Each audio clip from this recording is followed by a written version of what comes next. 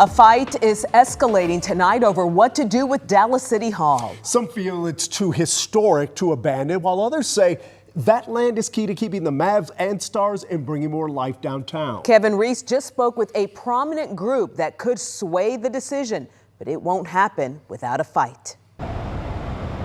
The future of Dallas City Hall is very much in limbo, and now a heavyweight has just entered the competition. We feel that the opportunity is huge. Downtown Dallas Inc., the organization that manages and promotes much of the economic development in the city, announced its support for tearing down the 47-year-old building and developing something else. We believe that our mayor and our city council members will be acting as responsible stewards of our tax dollars by approving a relocation. But then there's the reaction of City Council member Adam Bazaldua. Is frustration and anger, quite frankly. The site is a potential new location for a future Mavs complex, an idea leveraged by a report that suggests the current building needs $1 billion in upgrades over the next 20 years. This is about a land grab. This is about economic development opportunity. Bazaldua likens the entire idea to corporate welfare for billionaire sports team owners. The perception that I have gained is that the average taxpayer of our city is adamantly opposed to us making a decision to get rid of our city hall. Downtown Dallas Inc. says any new city hall should stay in downtown Dallas. They want the Mavs, Stars, and Wings to stay downtown too. And help us breathe life into the long dormant southern side of downtown and to finally restitch downtown to southern Dallas. Discussions at City Hall on that very topic are being expedited. A special city council meeting to talk about options is scheduled for next week. In Dallas, I'm Kevin Reese. Now for our first look at the weekend forecast. Pete, you've been telling us for several days now how warm it'll be. Hasn't changed, Chris. I'm going 80s. We were in the 80s today.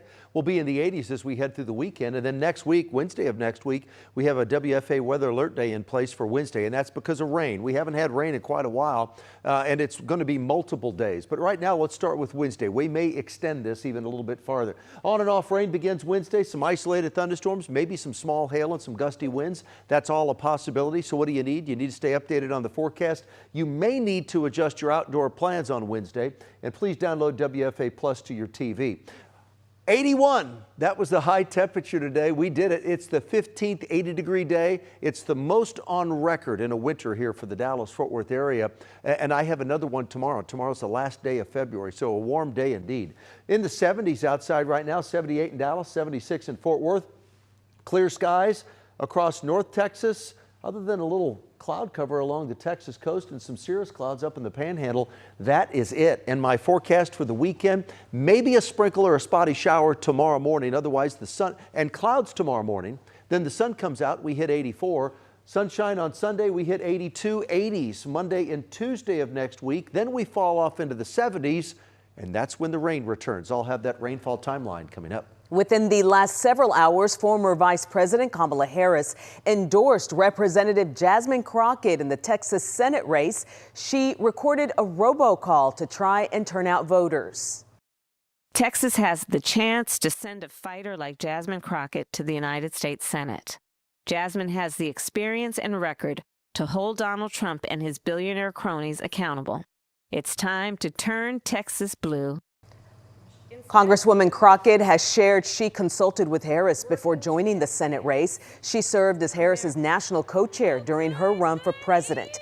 Crockett is running against State Representative James Tallarico in the Democratic primary. He's been endorsed by several news outlets like the Houston Chronicle and Austin American-Statesman.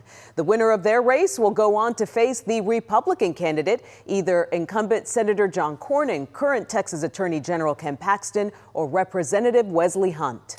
Early voting ends less than an hour from now, and we've seen some fairly long lines outside polling sites like Tarrant County Election South Service Center. Voters casting their ballot in Arlington ahead of Election Day.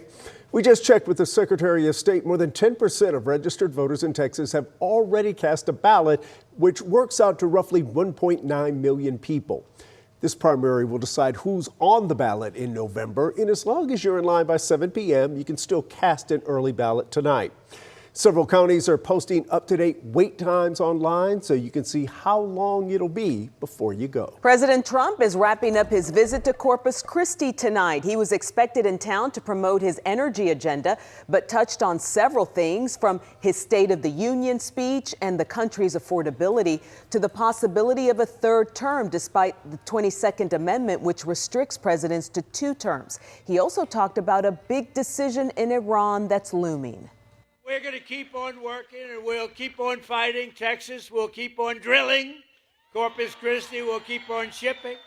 And the United States of America will keep on winning, winning, winning. President Trump shouted out all the Texas Senate race candidates, but stopped short of endorsing one, saying it would be an interesting race. We invite you to join us Tuesday at 7 p.m. on WFAA+. Our political team will be live at campaigns across Texas as the results come in, and a panel of experts will break down the numbers all night long. Our streaming app is free to download to your TV. Well, the evening rush is well underway as everyone looks to get a jump on the weekend. Stacia's here with a look at traffic. Hey, they most certainly do. It's been a busy evening, busy afternoon so far. We're starting in Southwest Dallas, where an accident is slowing things down along Spur 408. We're watching that back up in the southbound lanes at I-20. Then we also have a problem just south of Farmers Branch along I-35E northbound, a stalled truck slowing things down at Royal. And real quick, heading on over to Rockwall County, a major backup I-30 eastbound at John King Boulevard as a result of an accident. Guys?